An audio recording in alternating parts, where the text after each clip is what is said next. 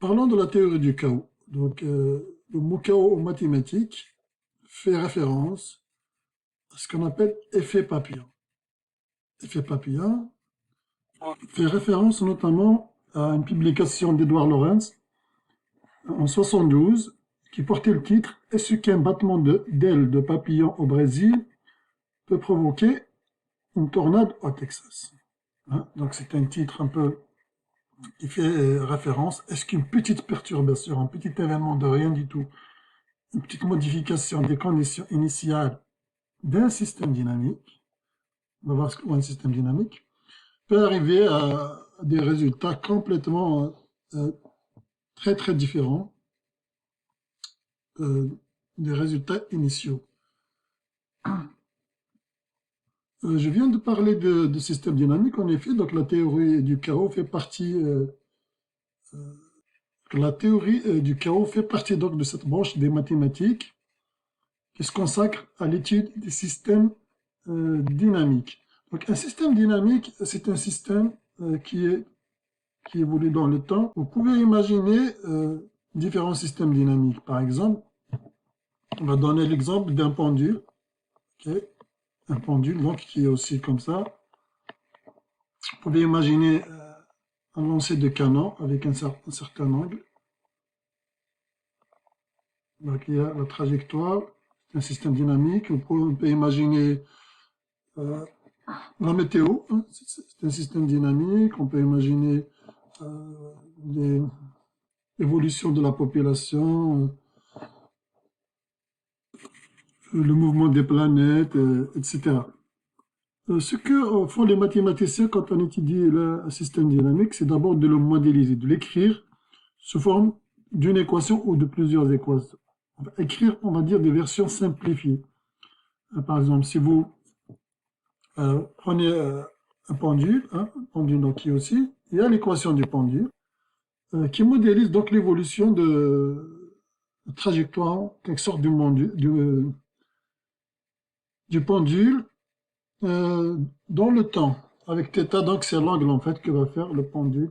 C'est l'angle qui fait le pendule avec la verticale. Donc il y a une équation pour ce pendule.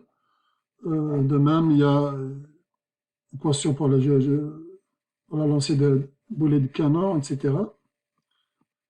Donc il y a des équations. Pour la météo en particulier, imaginez la météo, pour essayer de prédire la météo par exemple, il y a tellement de paramètres dont il faut tenir compte. Énormément. Mais disons que Lorenz a essayé de simplifier quand même, en ramenant finalement tous les phénomènes météorologiques à juste 3 équations. C'est comme si on a 3 paramètres, x, y, z. Imaginez par exemple c'est la température, pression et la vitesse du vent. On va essayer, pour simplifier, on va essayer de comprendre que c'est ça les paramètres. C'est pas tout à fait ça dans les équations, mais disons que c'est ça. En gros, c'est comme si on disait que toute la météo peut être expliquée avec ces 3 paramètres. Dès qu'on les connaît, on est capable de prédire des choses, etc. Donc de savoir l'évolution du système dynamique. C'est ce qu'a fait en tout cas Edward Lorenz, qui essaie de modéliser les phénomènes météorologiques. Et donc il a obtenu ces 3 équations qui sont là. Vu qu'on connaît l'équation du pendule, on peut faire une simulation informatique. On fixe un angle de départ, 80 degrés par exemple. Et puis on lance la simulation en respectant l'équation du pendule. Et on peut avoir une trajectoire, donc la trajectoire d'un pendule. Ce qui est important dans ce système, c'est d'abord qu'il est déterministe, donc il n'y a pas de hasard à l'intérieur, on peut complètement le modéliser. Donc c'est pas comme par exemple les mouvements de l'actif financier en bourse, etc., qui subit la loi du hasard.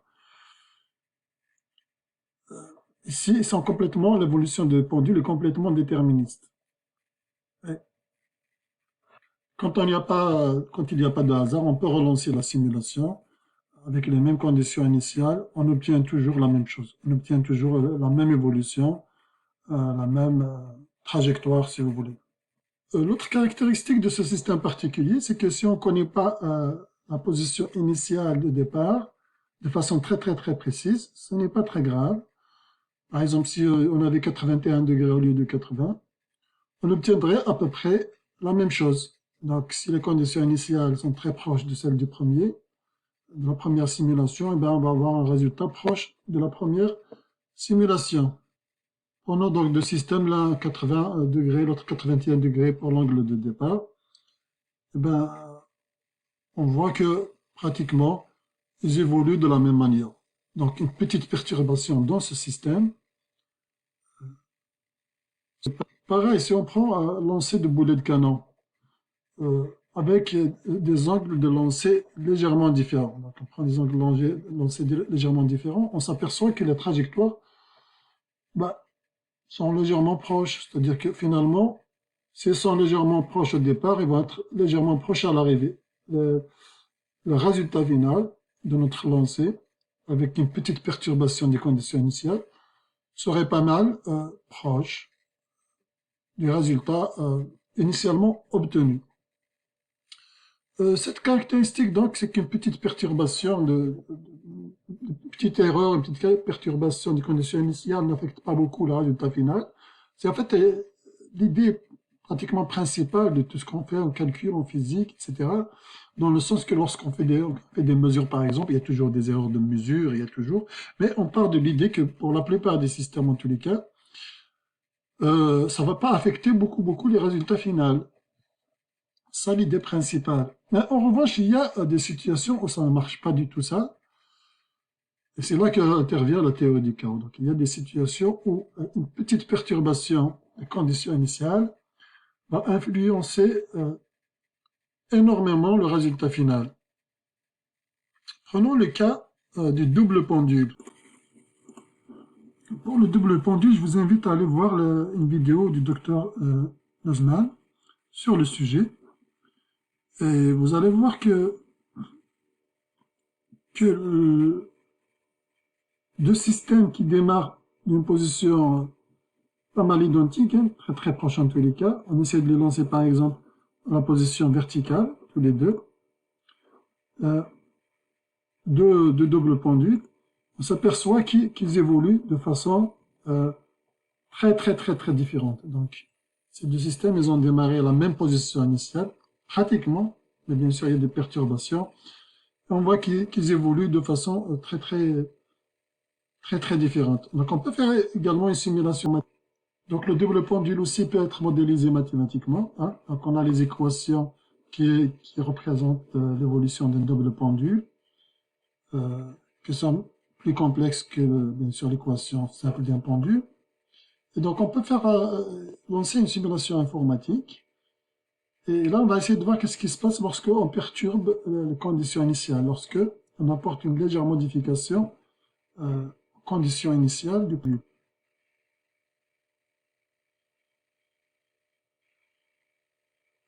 Voyons donc deux pendules qui démarrent, bleu et orange, on ne les voit pas, ils démarrent avec 1 degré de différence, hein, légèrement une position initiale de départ très légèrement différente. On va essayer de simuler leur trajectoire et on va voir qu'est-ce que ça va donner, leur évolution. Et vous pouvez voir qu'au départ, ils sont pratiquement pareils. Et puis, juste après, ils évoluent. Donc, ils ont des trajectoires complètement différentes. Ils ont un comportement complètement différent, etc. Le résultat final, donc, avec une petite perturbation, est complètement différent du résultat de la première expérience. Et c'est là qu'intervient donc la théorie du chaos. Donc ce système, on va dire qu'il est chaotique, parce qu'une petite perturbation va amener de grands changements dans le système, dans l'évolution du système. C'est ça qui est connu aujourd'hui sous le nom de l'effet papillon. Alors, donc le mot effet papillon ne nous vient pas du double pendule, mais il vient des travaux d'Edouard Lorenz, donc sur la météo.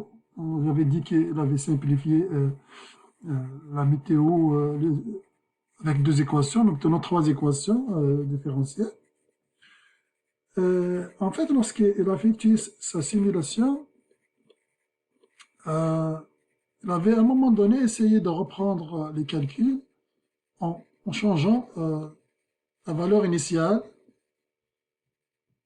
Donc, à un moment donné, il voulait reprendre sa simulation, il s'est dit, je vais reprendre à partir d'un point que j'ai déjà calculé. Je vais mettre ça comme un point de départ de la nouvelle simulation. Donc il a pris les points, il a relancé la simulation, sauf que lorsqu'il a pris les valeurs, il les a tronquées. Donc il y a eu quelques décimales de perdu dans les paramètres initiaux.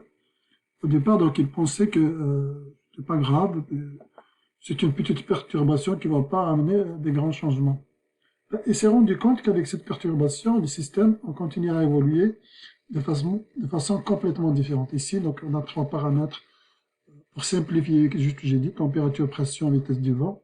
Mais disons que c'est le paramètre x, y, z des équations de Lorentz.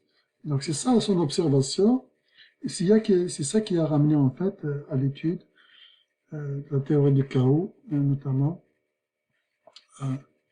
avec son article célèbre sur l'effet papillon. On peut voir ici dans le document PDF, dans la page 21, en faisant la simulation des solutions de système de Lorentz. Toutes les conditions sont pas mal pareilles sauf Z.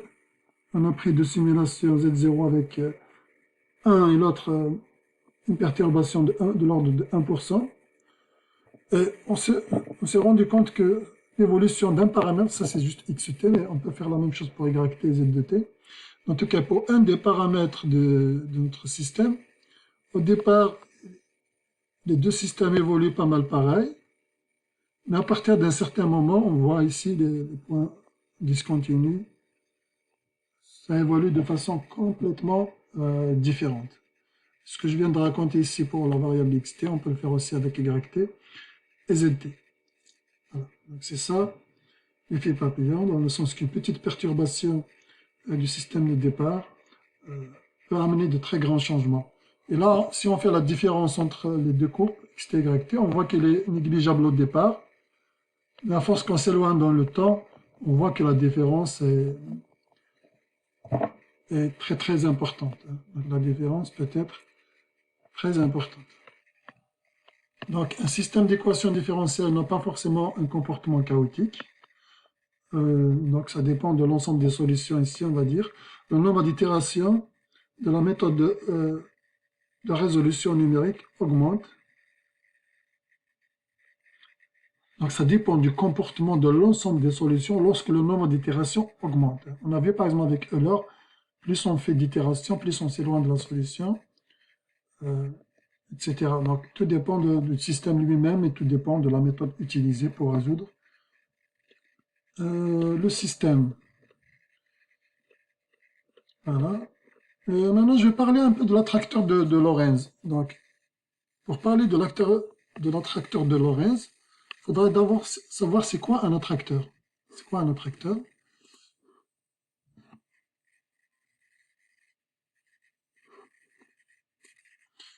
Donc, prenons le système suivant, x0, condition initiale, et la suite xn plus 1, c'est égal à 4 xn fois 1 moins xn. Et considérons la condition initiale 0,37. Et regardons qu'est-ce qui se passe. Donc, je vais programmer, donc j'ai mis ici 0,37 comme condition initiale. Et la formule ici, on a dit donc 4x fois 1 moins x. Donc, ça sera, avec Excel, on va écrire 4, la deuxième ligne, donc c'est 4 fois A2, puisque notre x0, il y a la ligne A2, la cellule A2. Donc, ça sera ici 4A2 fois 1 moins A2. Et ainsi de suite. Donc, la cellule 3, ça sera 4A3 fois 1 moins A3, etc. Et on va essayer donc de faire ça hein, sur, par exemple, 60 valeurs. Maintenant, on va essayer de faire un graphique, voir qu'est-ce que ça donne. Voilà donc le résultat obtenu. Faisons maintenant notre simulation, on va modifier légèrement la condition de départ. Donc dans la deuxième simulation, je vais prendre 0,37, 37, et je vais lui ajouter un petit quelque chose, peut-être 1 sur 1 million, 1 sur 100 000, je ne sais pas. En tout cas, j'ai mis quelques zéros. Donc, en tous les cas, une petite perturbation des conditions initiales. Je calcule les valeurs. Ici, j'écris la formule donc. Donc, la nouvelle valeur, si vous voulez, c'est-à-dire, en fait, on a ici donc xn plus 1, donc on peut écrire x1, c'est 4x0 fois 1 moins x0, x2, c'est 4x1 fois 1 moins x1, etc. C'est ça que je suis en train d'essayer de faire avec Excel. Ça va nous donner la chose suivante ici, sauf que je dois remplacer ici par B, puisque je suis dans la colonne B. Donc, je vais avoir B2 fois 1 moins B2. B2. Et là, je fais calculer les valeurs. Une soixantaine de points à peu près. Voilà. Donc, je vais essayer maintenant de tracer le graphe de la deuxième simulation. Mais au départ, on peut déjà voir dans les colonnes, hein, les premières valeurs sont pas mal proches, hein, 0,81, 181, mais si on essaie de s'éloigner, si on voit par exemple ici 0,99, 0,29, etc., les valeurs sont complètement différentes. On peut voir ça dans le graphique en ajoutant le graphe à la fonction graphe initial. Donc avec cette petite perturbation des conditions initiales, on s'aperçoit que le système au départ c'est à peu près pareil, et que par la suite, donc, les deux comportements sont complètement différents. Donc ça, c'est un exemple donc d'effet papillon. Pour ce système particulièrement facile, xn plus 1 égale 4xn fois 1 moins xn. Maintenant, on va essayer de garder le même système et on va changer la valeur. Je viens de changer la valeur initiale ici. 0,37, on a vu qu'on a un comportement complètement différent. Maintenant, changeons le système. Au lieu de prendre 4, on va prendre un autre type d'équation. On prend donc xn plus 1, c'est 2 au lieu de 4. 2xn fois 1 moins xn. Regardons qu'est-ce que ça fait dans la simulation. Donc, je vais changer ici mon système. Ça va être 2 au lieu de 4.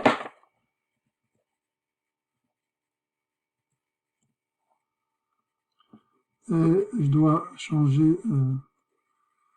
toutes les valeurs.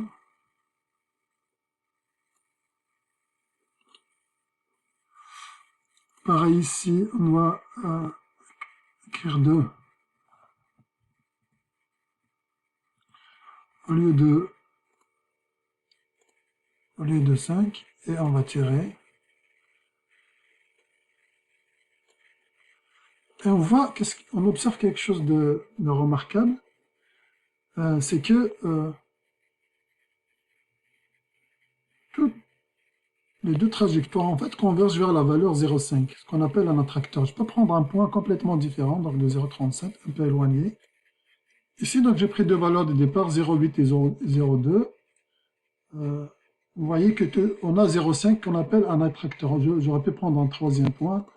Donc, je peux changer juste ici, par exemple, par 0,4. Et on voit que pareil, donc on a toujours le même point attracteur. Donc c'est ça dont on parle quand on dit attracteur. Donc plusieurs valeurs de départ peuvent parfois nous emmener à la même solution, ce qu'on appelle donc, un même comportement de la trajectoire ou de la solution. Donc ici par exemple 0,5 est un attracteur. Alors maintenant on peut prendre un autre système, on remplace 2 par 3,1 ici. On va remplacer par 3,1. On va voir qu'est-ce qui va se passer.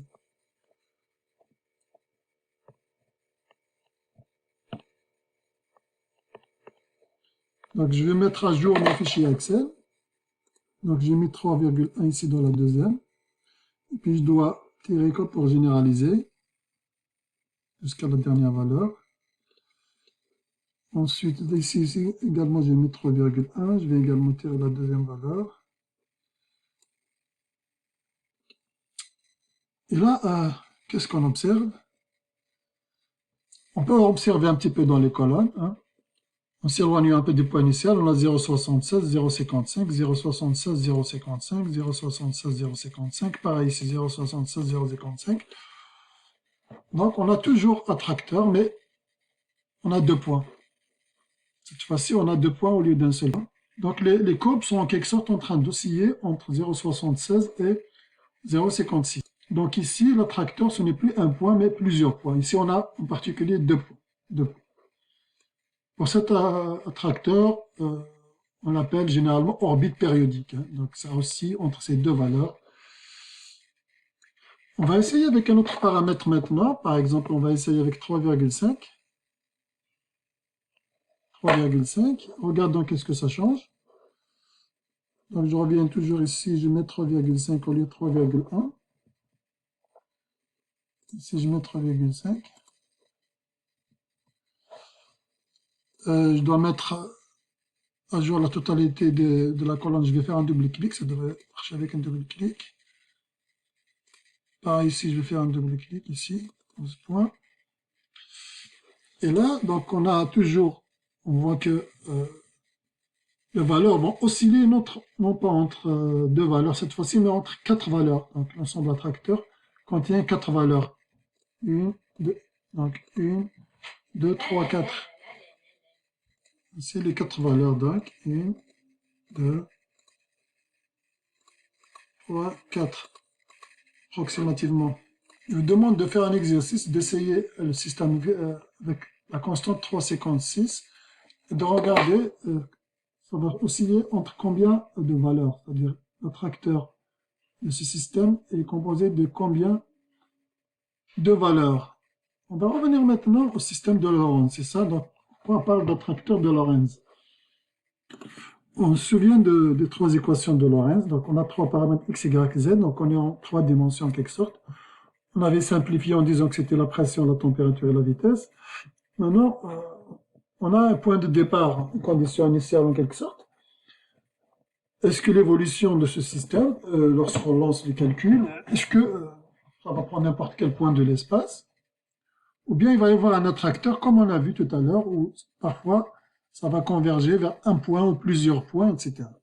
Donc avec le système de Lorentz, on s'est rendu compte de la chose suivante, que lorsqu'on démarre d'un point initial, donc par exemple ici le point bleu, la solution va évoluer dans une espèce de double spirale qui ressemble à des ailes de papillon, hein, d'ailleurs. Voilà. Et c'est toujours comme ça. Et on peut essayer de voir aussi si on change la condition initiale, la condition de départ, qu'est-ce qui va se passer. Donc on a dit que le système de Lorentz est chaotique. Prenons deux points qui sont très très proches. On voit pratiquement un seul point ici. On va essayer de voir comment ils évoluent. Donc, comment on va évoluer dans le temps, sachant qu'on est toujours dans les équations de Lorentz. Donc les deux points démarrent pas mal proches. Et on va voir après qu'ils se séparent complètement. Le point bleu et orange. Et ils se séparent, ils prennent des positions complètement différentes. Mais rien n'empêche quand même, elles restent complètement à l'intérieur de cette double spirale. Prenons maintenant 5 points différents également, c'est pareil. Et ils font toujours une légère modification des conditions initiales, change complètement le comportement. Mais rien n'empêche, ça change, ça reste à l'intérieur de ce qu'on appelle l'attracteur de Lorentz, c'est-à-dire cette double spirale sous forme d'aile de papillon.